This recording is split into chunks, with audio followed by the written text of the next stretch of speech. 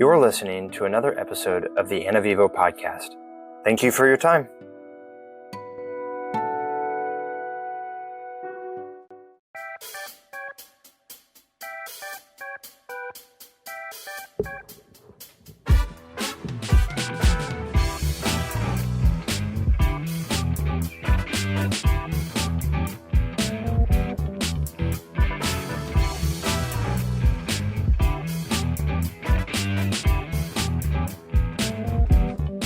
Oh yeah, bringing it back. Ladies and gentlemen, welcome back to the Ana Vivo podcast. Thank you for tuning in again. Here on beautiful Whidbey Island, Washington. I am your host, Tim C. Miller of anavivo.com, and we are here in my home studio again with all of the chaos in the background. This is not a professional recording studio, so thank you for listening in spite of all of that. And I am happy to be joined again by Dr. Richard Haines, who actually just played all of that music for us, if you didn't know. I'm just kidding, but did send me a wonderful video and audio clip of him this past week, and he's cracking up over there. There's you sent me both. You didn't just send me the audio clip because you said, listen to this. You'll guess who it is. You'll never believe. And it was a classical, or not classical, but a famous pop song played on the clarinet. And I thought, wow, this is really good.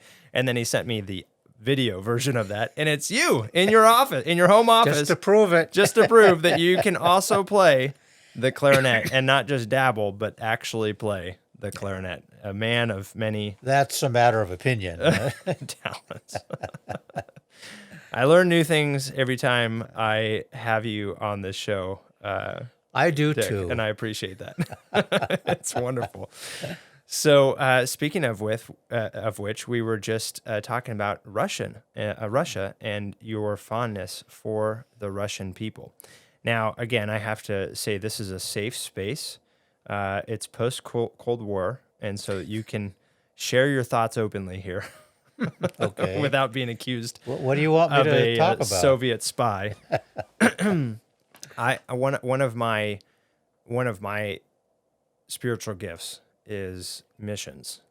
And what I love doing, the other spiritual gift that's rated equally as high in any of the sort of tests that you can take, not that those are the, end all be all, but they certainly help in an academic environment. But the other spiritual gift that rates equally as high is hospitality. And one of the things that fulfills my heart the most is being able to do that, being able to enact that hospitality and sort of facilitate conversation or facilitate a learning or a collaboration with people of other cultures or that are just different than me. And so to that end, I just enjoy traveling. I learn so much when I travel to different places around the world. I love the people. I love the food. I love just working with and in and around and being able to do that through my Navy days was just the peak of joy, really the only opportunity for joy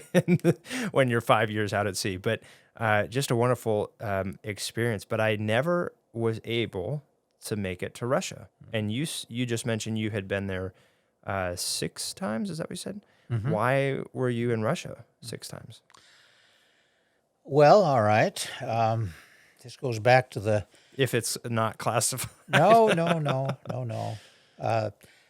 Perestroika had just taken place, a new openness, a new willingness to explore the West by the people. They weren't pretty permitted very well before then. And Carol and I, my wife, were worshiping at Peninsula Bible Church in Palo Alto at that time, and I was still working. And I was approached by a couple elders at church. Would I like to go with them to Russia to deliver some Christian books to Novosibirsk?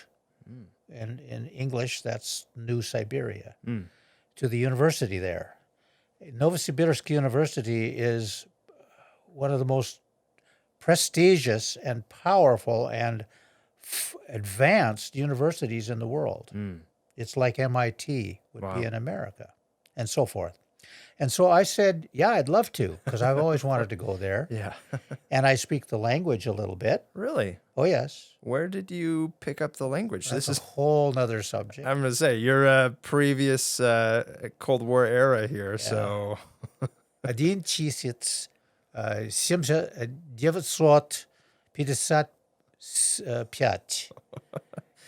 gonna- я изучал русский язык University of Washington. Oh, interesting. I was a student That's there. where you learned it. Right. Wow. Well, I was just getting started. You never fully learn it. Right. Yeah. But at any rate, I knew enough to kind of say hello and, where's the restroom and so forth. And so I said yes to these guys and got ready to go and passports and everything. And we collected the books in 3 big cardboard boxes. These were English language, the best of the best of the best. And I got a call like a week before we were supposed to leave, and both of them dropped out, and I was left. So do I go or don't I go? By yourself? By myself. Wow. I went by myself. That just doesn't seem safe. I went by myself. And I'll never, don't get me started. Not because it's Russia, but I mean just traveling alone by yourself No, in general. I've done a lot of traveling. Yeah. So I took these 3 boxes of books in to Dr. Yeshov, who was the rector at the university, the president, and he was very appreciative. Getting them through customs had me worried. Right.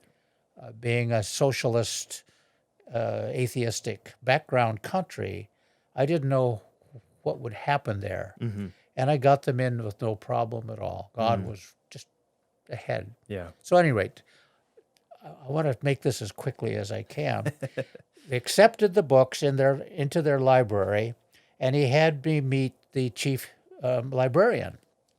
And she was a middle-aged woman, well-built, that was your typical babushka. And so she said, I have just the place for these books. And she said, it's a locked glass case that we can display them. The covers can be displayed. And I looked at her and I said, well, ma'am, if that's what you're going to do with them, I'm going to take them back to America. Okay. She thought she was doing something of great honor by putting them on display. Well, I don't know quite. I think she thought they'd be stolen or something, which they probably were. Yeah. They had real value. People who are hungry for the word and word about the word. And in English. And in English, too. These are the first Christian books they had at the university, these 3 boxes. Well, to make a long story short, I went a second year basically to explore. What I was interested in is how the Christian Church of Russia or Soviet Union went underground during communism days, the persecution days. And I talked with many pastors on that subject and learned quite a bit, and thinking that we might need to know that here in America someday. But in the process of doing that, I met 2 gentlemen. One was a Baptist pastor and one was a Lutheran minister. In Russia. Oh, yes. And I was staying at a communist-run hotel. Believe it or not, the communists still were in power, even though not in Moscow. Right. And I invited them to come chat in my room one day, and they both showed up. And the night before they showed up, God gave me an idea, and I proposed it to them. And I said, what would you guys say if we in America would set up a company, a book publishing company of translating from English to Russian, and that you guys do the same over here? And they said, well, we're not too, we might, we'll think about it. And Are I these said, Russian pastors? Yes. Or are they Americans that are no, speaking? no, Okay. these are all Russians. Yeah. And I said, but we will only do this on this agreement, and support would only be done on one basis, that your board of directors has at least 3 denominations working together to pull it off. Yeah. And they said, "Oh, gee, I'm not sure we could do that. There's a lot of division over there." So they showed up the next day, and they'd been praying about it, talking about it, and they said, "Yes, we found a third pastor, Protestant pastor, well, not Catholic, who will go in with us to form Novosibirskoye Kristyansko Izdatelstvo, Novosibirsk Christian Publishing." And I said, "Okay." And we signed a little 2-page agreement, came back. We formed a company in California called Novosibirsk Christian Publishing California, have a board of directors from PBC, basically, and we're in business. Wow. And we've done many books. Wow. Ray Stedman was the pastor at that time, a very noted Bible expositor. And so we translated many of his books into Russian. I didn't do the translations. I'm not that good. Yeah. And then would take them to Russia or would print them over there because it's cheaper over there. Sure. And so for the next 5 years, I went in and taking more books and people with me this time, Americans. I remember a group of eight of us that we flew into Novosibirsk, got off the plane, went into a high-rise Russian student hotel in the outskirts of Novosibirsk, and then worked with a team of Russian Christians to go out each morning with our trunks filled with books and distribute them to villages, kolkhoz, collective farms, all around Novosibirsk in a pretty wide diameter, because they were just coming out of communism. They had no Christianity there. Right. And these young men were highly motivated, but they had nothing to work with. So we provided a free package of books to each one to get them started. Wow. And then we worked with Andrei Milnikov is his name. He's the Baptist pastor. He set up a book publishing, printing, bookstore company in Novosibirsk that's still there. That would print the books you guys would translate? Well, there? Yes and no. We kind of got them started. Okay. And then we kind of stepped back because they have to do it on their own. Right. We didn't want them to become dependent on us. Yeah. And they didn't. They just took the ball and ran with it. And they're doing some really good work. Cool. And obviously making it profitable enough to keep up and run and Apparently things like that. so. Yeah. Wow. Apparently so. Wow. So that's my trip to Russia. Multiple. Yeah. Met a lot of nice people. Traveled a lot of little villages. Oh yeah. Knocked on doors and probably had a lot of really good food. yes, by and large it was. But the best food was in the homes of Christians, not in the restaurants. No. I'm sorry to say. No. Wow. That's where you're getting the fulfillment from the relationships anyway. So you're literally breaking bread with brothers and sisters on the other side of the world, which is cool. Yeah. That's awesome. Wow. And so and it sounds like you've got a heart for the country and the people as well. And did that stem from your time studying the language back in university, or was that the Lord just kind of always had a heart? That's a good question. Okay. I still don't know. Yeah. I still don't know. I love the Russian people. Yeah. They are warm, outgoing. They'll give you the shirt off their back. Philosophical, deep. Oh, very deep. Open. Yes. You can discuss. They're very intelligent people. Yeah. And they can discuss a whole lot of subjects that you can't discuss in America. Right. From the average person on the street, let's say. Right. That's my comparison. Right. Uh-huh. Yeah. Wow. Yeah. Cool. Talented. Yeah. Talented. Carol and I took Carol on one of these trips, 6 trips, and she and I went to a young person's prayer meeting in downtown of Novosibirsk, which is, by the way, in the very geometric center of Russia. Oh, interesting. Soviet Union was 11 time zones wide. Wow. This was 5.5 in, right in the very middle. But they call it New Siberia, which is not near Siberia. It So- is. Oh, it's in Siberia. Oh, it's in the southern region. It's in the of southern. it. Okay. Okay. Yeah. Right. Wow. Right. That's funny. Yeah. So anyway, we go to this wonderful prayer session, and Carol doesn't read Russian. It's all Cyrillic, of course, alphabet. But when those kids were praying in Russian, Carol looked at me and she says, "I understand what they're saying." Wow. That's heart to heart, Yeah. soul to soul. The language of God speaking, not Yes. Yeah. the language of English or Cyrillic. Yeah. Right. Wow. Right. Cool. What an experience. Yeah. And she loved it. She wasn't. Oh, yes. She wasn't. You weren't dragging her along. She. Well, wanted, it was a stressful trip. I'll I'm say sure, that. Sure. Yeah. Wow. But it was great to do that. And I took a couple of guys once, two with me who were on the board of directors of Novosibirsk Christian Publishing, California, and handed out tracts one day in a black market. In the city, in most Russian cities back then at least, I don't know about recently, the police would turn and look the other way once a week so that the people could meet in a big, like a parking lot or whatever, put their tables out and have black market. Oh, wow. Barahoka, it's called. And so the three of us went to a Barahoka with big stacks of Christian material in Russian, of course, about Christianity, with no denominational focus. We weren't selling one church over another, and so forth.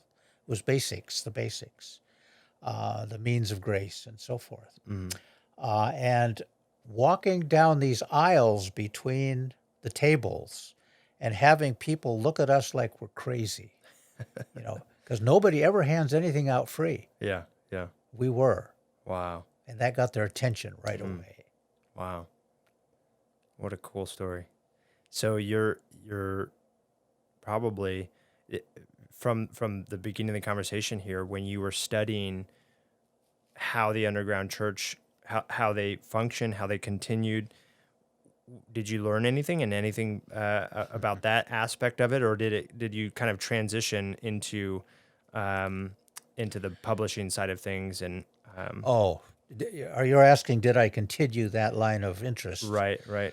Not particularly, Bring no. it back to the U.S. in case. No, publishing was far more important. Okay. Far more important. Yeah. Right. Cool. Have you traveled anywhere since that you love more than traveling to the country or the people of Russia? Well, I travel for lots of different reasons, and so I have to answer that on each reason. For NASA, I would give technical papers. In a lot of places. For NARCAP, I traveled and lectured in a number of countries and so forth. Each has different objectives. Just for pure pleasure, I think Rio de Janeiro is my favorite. Really? Oh, absolutely. I would not have, if you had said, "Tim, guess my favorite for pleasure," I would not have picked Rio. Wow. Why? Why? Yeah. Oh, the natural beauty, the people, the foliage, the UFO stories you hear. Foliage and the UFO stuff. Yeah. I could tell you one story. I don't know if we have time. Please. Okay. I mean, if this is why you like Rio, then we all need to hear this. Okay. Brazil is a large country. Yes. And it has all kinds of land mass. And there's a lot of farming. There's forests and seas and fishing and so forth. I was speaking at a UFO conference there years and years ago. And the hotel where we were meeting, the audience could come and sit with us speakers because they understood English enough, apparently. Yeah. Because my Portuguese is horrible. I know about 2 words. And this gentleman walks up to me, who is Brazilian, with his wife. And they were mid-age and so forth. They were farmers in northern central Brazil. Okay. On the Amazon. It was a piece of property on the Amazon River. And he told me, I want to tell you my story, he basically said. And I, being a ufologist, said, I'll listen.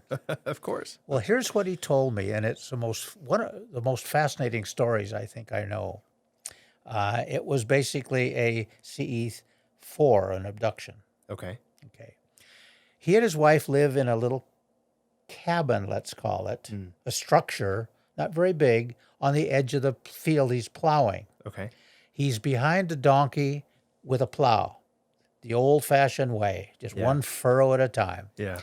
And he's going back and forth and back and forth. And it's a clear, sunny day. He's had nice weather, pretty nice weather. And he said he saw off in the distance ahead of him, pretty much ahead of him, where he's going to be plowing, a silver metallic, polished, smooth disc, like a 5-to-1 ratio, slowly coming down and settling. Didn't touch the ground. It just hovered above about a foot above the ground. Well, he thought it was some military weapon, or aerodynamics or airplane that the Brazilians were testing. Yeah. So he wasn't too afraid. He's going to go over and greet them and so forth. So he continues plowing. And he keeps one eye on it, of course, and a door opens up, he said, in the lower half. And two beings come out, humanoids come out, and they don't touch the ground. They float above the ground. Weird. Over to where he is. And he can say right away, these were not Brazilians. These are something else. Of course. But they were humanoid. Yeah. In the sense of bilateral symmetry and 2 legs, 2 arms, 1 head, and so forth. Pretty much our anatomy. They come one on either side of him and touch his shoulders or under his arms, or I forget the detail. He's not running away and like in fear. No. Apparently he was flabbergasted. Wow. And they carry him off the ground, as they're off the ground, kind of float, I guess you'd say, back inside the craft. Wow. And this is where it gets interesting. Because his wife is watching all this happen from the window of the cabin over here. And she's sitting beside him at lunch there, at the lunch. In the conference that you just finished. Right. Yeah. It was lunchtime. And she's nodding and saying, yes, this is just what happened. Wow. And I was frightened for my husband. Yeah. The door closes. Now she's really afraid. She's lost her husband. Right. She expects this thing to take off. Right. Well, at any rate, what he tells me happened was that one of the creatures goes in front of him and sits down at a control station, you might call it, a cockpit. Okay. There's no windows to the outside. But he knew he was inside an enclosed place, if you will. And the second creature, or human, let's call him a humanoid, stands just behind him out of sight, but he knows he's there. And then the first one sitting in front of him he thinks he's demonstrating something, the controls or instruments or whatever it is. And pretty soon he gets up from that chair in front of him. The witness's name was Seixas in Portuguese. Wow. Seixas. I don't remember his last name. Good memory. It's there somewhere. Seixas gets up from the chair, walks over to a solid vertical wall, and just merges right through the wall. What? Disappears through the wall. Wow. Yeah, sounds pretty psychedelic. Right. Right.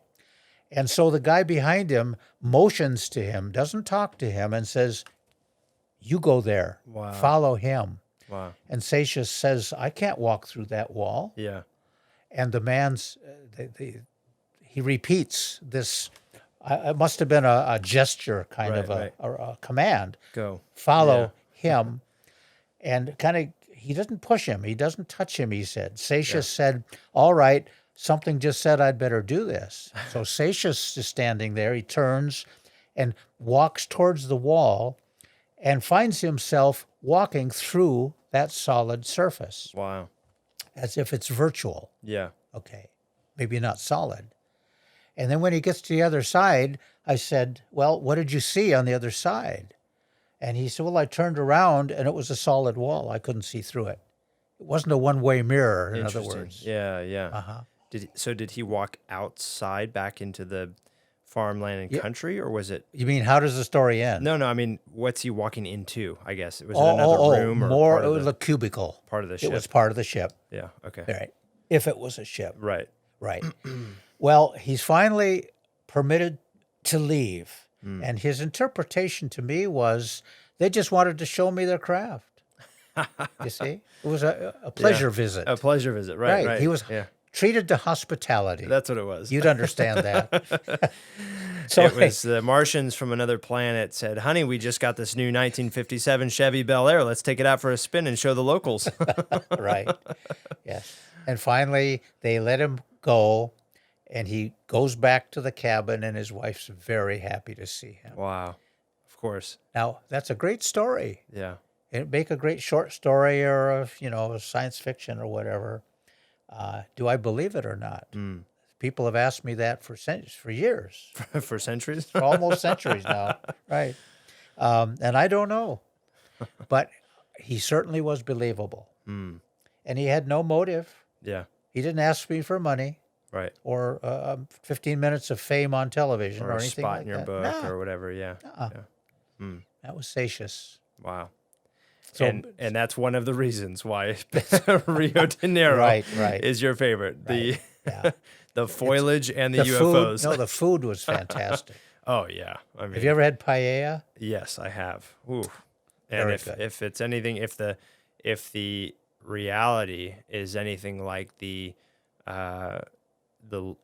limited taste we have of the Brazilian steakhouses here in the U.S., then Right. I'm sure it's Right. wonderful. Right. Oh man. So that's my long-winded answer to your question. Rio de Janeiro. No, that's perfect. Yeah. So I wanted to sort of get into this episode with you on legacy and introducing that with the why, the question why, the motivating core value of who you are. We each in us have our own set of core values that I believe the Lord has given us. And some of them are common to us as believers. Some of them are common to us as mankind. But some are unique into why you tick, why you do what you do, what is your driving factor.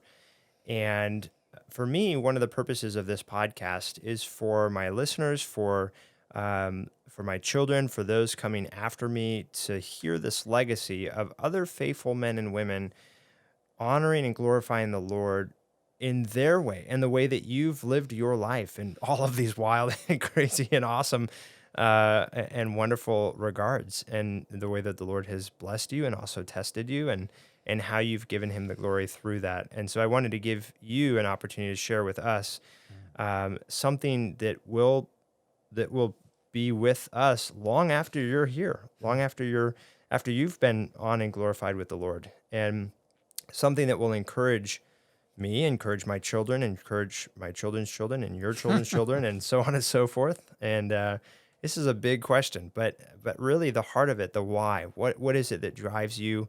What is it that the Lord has placed on your heart? What is it that you sort of look through the lens of your life, and that is that filter for you as you make a decision to go left or right? And how do you want to pass that on to those that come behind you? Yeah, I understand, and it's a great question. It's a powerful question. And I guess I would have to begin. Nobody's ever asked me that, for one thing. Really? No, never. You're in psychology, and nobody's asked you a why No. motivation question. No, not like that. Interesting. Someday I want to stand before God and have him truly say, well done, thou good and faithful servant. Mm-hmm. Yeah. And I've been holding on to that probably as my primary motivation.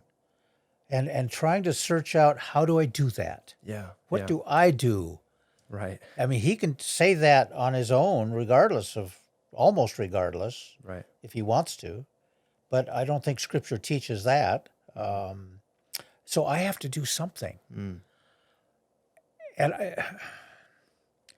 as I was growing up, pretty much by myself, I didn't have any boyfriends or girlfriends up through most of high school, basically. I've told you the earlier story how I met my wife and so forth. Yeah. Any rate, I would go out and sit in a tree for much of the summer and watch a caterpillar grow through its stages and keep records and so forth. You are a scientist. Well, I couldn't help it. I couldn't The help Lord it. has designed you I couldn't help it. uniquely. Couldn't help it. And so I've always enjoyed exploring nature and getting close to nature, even though I didn't know God and I didn't know Jesus for certain. What's the Bible? Didn't have one. Didn't see one. Yeah. It was a word, Bible.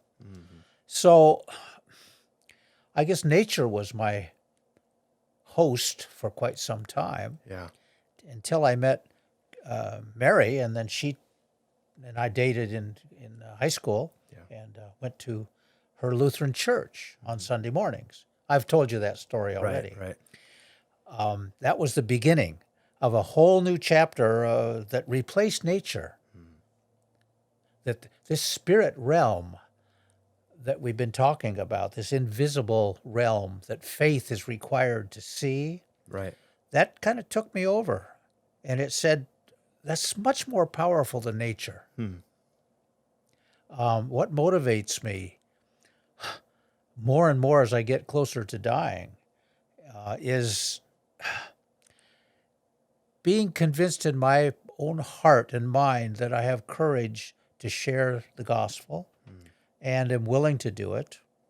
By the way, I had the chance last week with a good friend from California over the cool. phone. Oh, wonderful. 94-year-old Marine pilot, Wow. Vietnam pilot. Okay. Any rate, Very cool. I'm not a good evangelist. That's not one of my gifts. But I want to be a good and faithful servant. Yeah. And if that means appreciating his creation, then I'll do that. Yeah. That's kind of what I like to do Yeah. in all its varied forms, and maybe other creations elsewhere too. Right. I don't know. I expect other people following on, if they know of my work at all, might learn a little bit and use that to climb further. Sure. That's an old statement of science, you know. Yeah. We stand on the shoulders of those before us. Right. Great men before us and women. Yeah, and I think there's a truth there. There's a really valuable truth that keeps us humble. Yeah. That we're not the end all. That we're just a process. We're a brick in the wall of knowledge, for instance. God is the brick of wisdom in that, the wall of wisdom. I don't think we bring much wisdom to us, except as he would give us the gift of wisdom. But by and large, we humans, I think, are created as the highest life form on this planet for a reason. And it's not by chance that we're in God's image. And I want to try to emulate that image. Because I see he's infinitely creative, and I want to be as creative as I can. Right. Yeah. It's not just a physical representation of being created in his image. It's mental and it's all creative dimensions. And all dimensions. By definition, it's Right. everything. Right. It's everything. Yeah. That's why I got fascinated in the invisible, you know. And that's partly behind as I think of it, that's kind of behind my interest in UAP. Because oftentimes they can turn into invisibility at the snap of a finger. Yeah.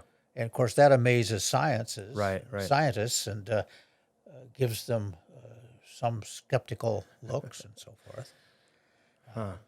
Wow.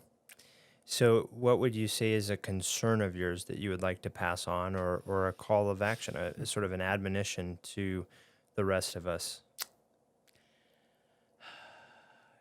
Okay. Don't take God for granted and don't ignore him. Easier said than done. Yes, it is. We're living in a day and age where technology is flooding our sensory awareness, you know, Yeah. at the cognitive and the virtual levels, and that's going to get worse, by the way. I have very great concerns for virtual technology. As it combines with AI, Yeah. that's a dangerous combination. So how do you warn the next generation to do anything? You can't.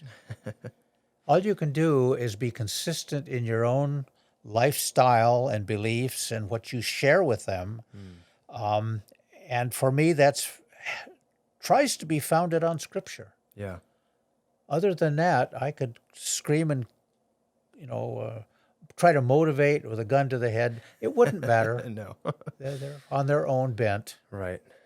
And to be honest, I might have been the same way when I was a teenager. Sure. Yeah. It's a joy for me to look back and in Scripture we see the people of God as they're coming out of their 40 years in the wilderness and they're getting ready to cross the Jordan, and then they enter the Promised Land, and they finally get that rest. They finally get to experience that rest. They build these piles of stone everywhere that they go during great events, and I believe they call them Ebenezers, but they use them as a physical representation to show and to teach the next generation of something great that happened there, something great that happened at that spot, something great that happened over here. Oh, this pile of rocks, this is where this great and wonderful thing happened. This pile of rocks, this is where God was faithful in this great and wonderful thing. And for me, as a learner through discussion and talking like this and getting to be sort of on the sideline of all of these people like yourself and witness that real life testimony, it's encouraging to see, oh, this is where God was faithful here. This is where Dick told us to do this. This is where God was faithful to him in this moment, and how he can be faithful to me in my moment. And this is how, this happened over here, this, and all pointing to God and his infinite glory and mercy.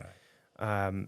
But being able to see that in the life of normal, everyday, faithful men and women. And so I'm encouraged by your heart and your stories you've shared with us now over the course of 4 episodes or so, some of who you are and the exoticness of what Christianity can look like as I see it in my mind, but also really the encouragement to just continue for God all the way through. And you have no signs of stopping. We were just praying for you and visiting you in a hospital not long ago from a heart attack, but now your heart is even better, right? Well, as far as I know. And you'll be with us for the next 20, 30 years at least. Hope so. And Carol. And so I hope to see a lot of changes. People are afraid of change. It's the unknown. It's uncontrolled. So far, you don't know if you can control it or not.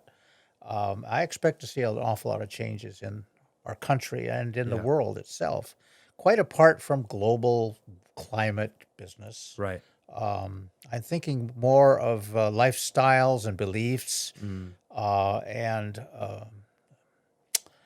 depths of faith and depth of the opposite. Mm-hmm. In other words, a separation, if you will. Yeah. And I guess if I could leave any advice to a young person, not any, but new advice to a young person is use common sense and try to discriminate good from evil, bad from good, harmful from helpful. That's kind of a crude way of putting it, or imprecise way of putting it. But don't let yourself become a slave to what the culture says you've got to be, because that could get you into trouble. And I think there's far more eloquent ways of putting that in the New Testament than I could ever do. So read the Bible. Right. Spend time in God's Word. Yeah. And think about it. Meditate on it. Well, all of that, what you just mentioned, this ability to discern, this ability to choose right from wrong and good from evil requires that we're thinking about that.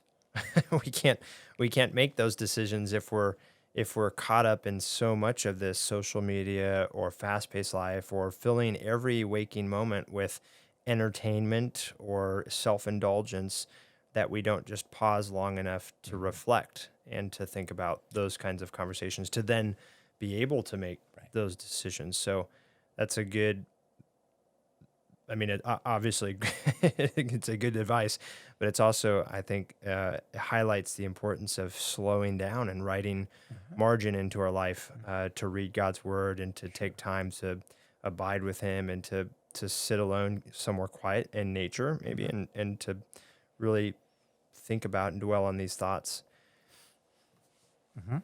I feel like I just want to end this whole thing here, but I know you've got so much more to share. What would you leave us with, other than, or is that where you would leave us with? Well, I would exhort all the listeners to go and sin no more. Yeah. Because we're prone to that. Yes. And doing it is much harder than saying it. And I don't really mean it tongue in cheek.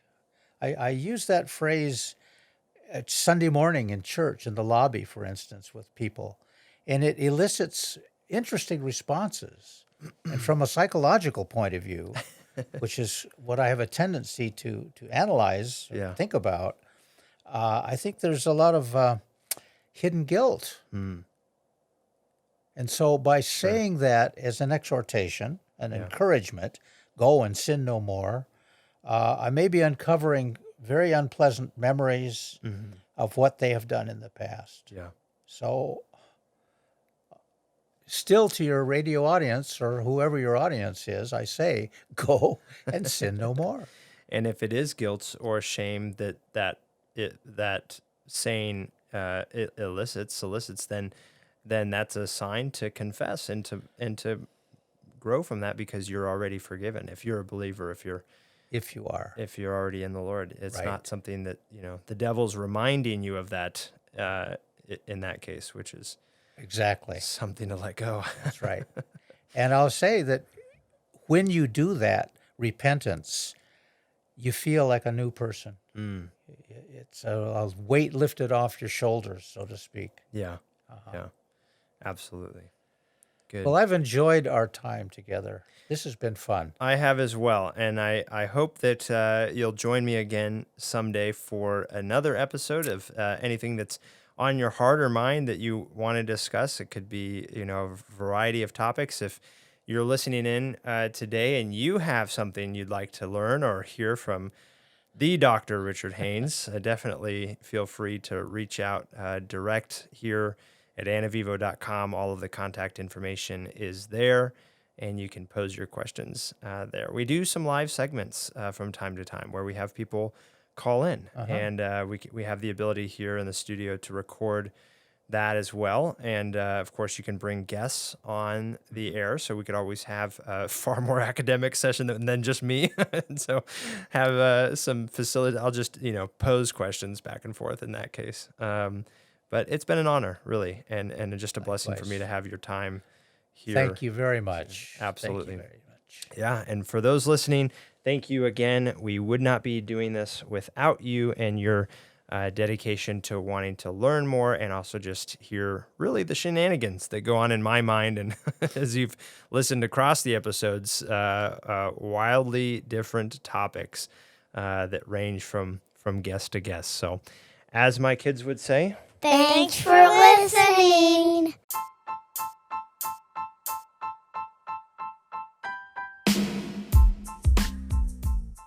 Thank you for listening to another episode of the Anavivo podcast. We welcome your feedback and ideas. You can learn more about us by simply Googling the word Anavivo. This podcast is supported by listeners like you. I am a licensed real estate broker with Compass Real Estate and a nationwide real estate matchmaker. We consult with you for free, find and vet the right real estate professional that specializes in the area and niche you need, are paid by that professional, and they get clients like yourself who want and need their unique specialty or winning track record. If you or someone you know is in the market to buy or sell real estate anywhere in the U.S., don't simply web search the highest paying advertiser. Let us use our licensed experience to find and vet the real and best professional for you. It costs you nothing but a phone call or email with me, and has saved my clients financially and emotionally. I'd be honored to serve, and you can reach me direct by email at tim.c.miller@outlook.com. And as always, to God be the glory.